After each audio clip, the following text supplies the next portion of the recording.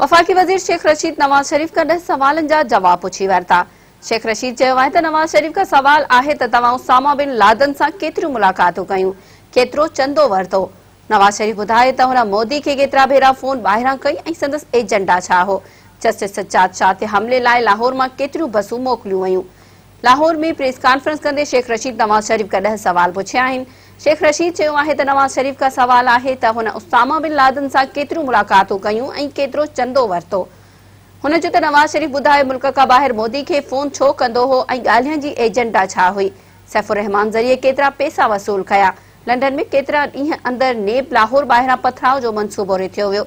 हुन चयो त बेनज़ीर भुट्टो खे बदनाम करण लाइ पीटर गुलबर्ग जो ख़त कंहिं जारी कयो ऐं अजमल कसाब जे घर जी एड्रेस कंहिं ज़ाहिर कई।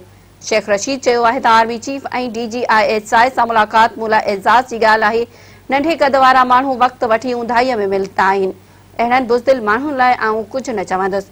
शेख रशीद चयो त ख़दशो आहे नून ऐं शीन लीग मां तोता लीग न निकिरी अचे। नवाज़ लीग जा खोड़ माण्हू इस्तीफ़ा न ॾींदा ऐं जिन मेंबर्स इस्तीफ़ा ॾिनी उते नंढियूं चूंडूं करायूं वेंदियूं।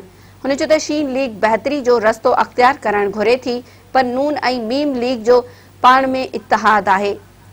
नवाज़ लीग APC में भारतीय एजेंट तौरु ख़िताब कयो हो।